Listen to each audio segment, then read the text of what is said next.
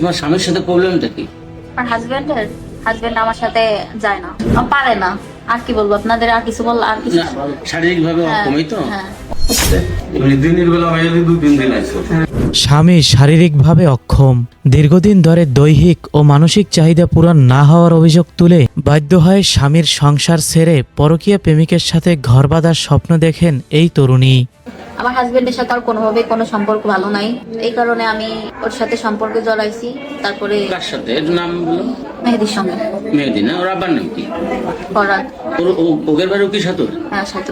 আর husband আমার সাথে যায় না, পারে না। আর কি বলবো আপনাদের, আর কিছু বল, আর কিছু না, শারীরিক ভাবে অক্ষমই তো। হ্যাঁ। ভুক্তভোগী এই তরুণী জানান, দীর্ঘদিন ধরে স্বামী শারীরিকভাবে অক্ষম থাকায় তিনি দাম্পত্য জীবনে নানান সমস্যার সম্মুখীন হন। একই সঙ্গে স্বামীর মানসিক নির্যাতনের অভিযোগও করেন তিনি।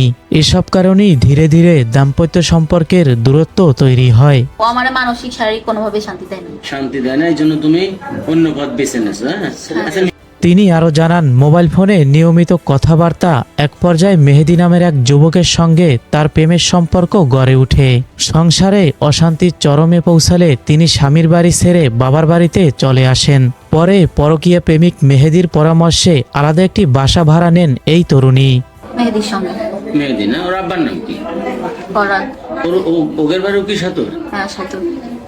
আচ্ছা, বলো। তারপর ওর সাথে কথা বলতে বলতে একসময় ভালোবাসার দিকে চলে যাওয়ার পরে বাসায় অনেক ওর সাথে আমার হাজবেন্ডের সাথে ভেজাল হওয়ার পরে আমি চলে আসছি। সাথে ওর বাপের বাড়ি আসার পরে ও বলছে যে ওইভাবে থাকলে একটা ঝামেলা হবে, তাই বাসা নিয়ে দেওয়ার কথা।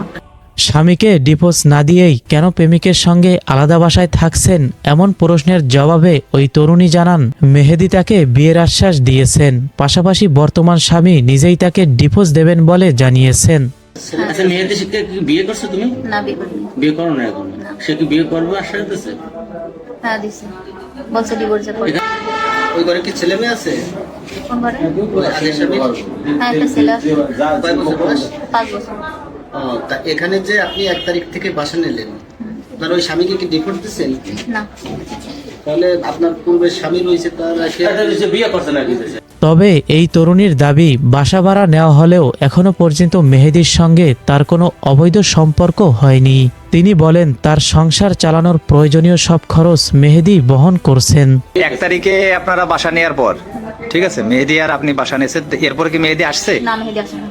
তাহলে আপনি এই যে একা একা আমার থাকেন। কিছু লাগলে ও টাকা পাঠাইলে আমি কিনে নিব। আচ্ছা আচ্ছা আচ্ছা, সেটা ঠিক আছে, কিন্তু আপনি যে একা একা একটা মেয়ে এখানে বাসা ভাড়া করে থাকতেছেন, এতে সমস্যা হচ্ছে না আপনার কোনো? না, এখনো পর্যন্ত কোনো সমস্যা হয়নি।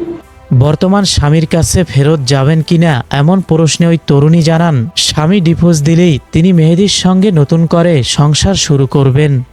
তাহলে আপনি কি যেভাবে রাখছেন মেহেদি এইভাবেই থাকবেন, নাকি আপনি আপনার আগের স্বামীর কাছে ফিরে যাবেন, নাকি নতুন করে বিয়ে করবেন তাকে, না কি করতে যাচ্ছেন আপনি আসলে? ও আমাকে ডিভোর্স দিয়ে দিক, তারপরে আমার জীবন কিভাবে, আমার লাইফে কিভাবে কি করতে হবে সেটা আমি ভালো বুঝতে পারি। মানে এক কথায় আপনি আগের স্বামীর কাছ থেকে ডিভোর্স চাচ্ছেন। হ্যাঁ। সে ডিভোর্স দিলে তারপরে আপনি আপনার সিদ্ধান্ত আপনি নেবেন, এই তো আপনার কথা? হ্যাঁ। এদিকে বাড়ির মালিক জানান, বাসা ভাড়া নেওয়ার সময় মেহেদি তাকে জানিয়েছেন এ বাসায় তার স্ত্রী সহ 5 বছরের এক সন্তান থাকবেন। সে বলছে যে আমার ওয়াইফ থাকবে আর আমি থাকবো, আর 5 বছরের একটা ছেলে, তাই বলে সে বাসা ভাড়া হয়ে দিয়ে গেছে। তিনি আরো বলেন, মেহেদি রাতে বাসায় থাকেন না, তবে দিনের বেলায় নিয়মিত যাতায়াত করেন। বাজার সহ সংসারের যাবতীয় খরচও মেহেদির দেখাশোনা করেন বলে জানান তিনি। তারপরে ও ওই যে সবাই আপনারা বলতেছেন আসে, আমি দেখিনি তারে, আমি রাইতে দেখিনি, মেহেদিরে দিনই আমি দেখছি 2-3 দিন। বাজার টাজার করে দিয়ে যায় না? বাজার এলো দেখছি, আমি কিছু এই বাজার হয়ে দিয়ে গেছে, যাতে যাবে না, তারপর অটোওয়ালার কাছে পাঠাইছে। স্থানীয়দের একাংশ এই ঘটনাকে নৈতিক অবক্ষয়ের উদাহরণ হিসাবে দেখছেন, আর এ বিষয়টি নিয়ে এলাকায় ব্যাপক আলোচনা সমালোচনারও সৃষ্টি হয়েছে।